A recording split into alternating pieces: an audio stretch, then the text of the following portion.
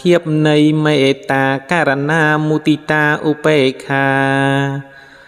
សម្ពបរិត្តានុភាវេញាំងដោយអានុភាពនៃព្រះបរិត្តទាំងពួងរតនតយសរណានុភាវេញាំង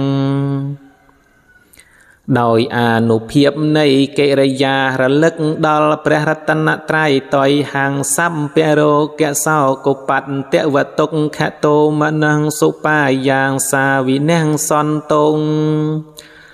រងសោងឧបទ្រពទុកតោមនស្សនឹងឧបាយ៉ាងសាំងទាំងពួងរបស់នាងចូលវិនាងបាត់ទៅសម្ពអន្តរាយាពេវិនាងសន្តងសេចក្តីអន្តរាយទាំងពួងរបស់នាងចូលវិនាងបាត់ទៅសម្ពសង្កប្បាតយហាងសមិញឆន្ទងសេចក្តីត្រេះរិះគ្រប់យ៉ាងរបស់នាងចូលសម្រេចដោយល្អទីឃាយុកាតយហាងហោនតងភាវៈជានមានអាយុវែងចូលមានដល់នាងសតវង្សជីវេនសមង្គិកោហោនតុសម្ពទាសូមឲ្យនាងជាបុគ្គលមានសេចក្តីសមប្រកបដោយកិរិយារស់នៅអស់រយនៃឆ្នាំស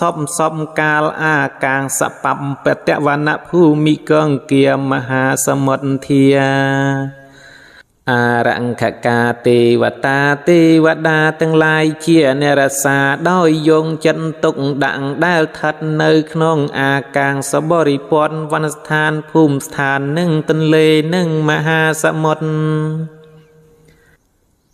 សត្យាតមហេអនុរង្ខន្តងចូលបៃរសានៅនាងទាំងឡាយសំកាលនាងខន្តយង្ខភូតានាងបាបង្កហនិវារណា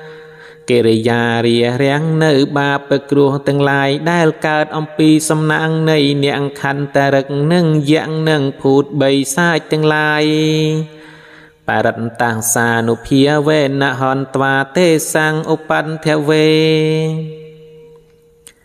ដោយអានុភាពនៃព្រះបរិត្តសូមកំចាត់បងនៅឧបទ្រពទាំងឡាយដែលកើតអំពីសំណាងនៃនាងខន្តរឹកនិងយៈនិងភូតបីសាចទាំងឡាយនោះ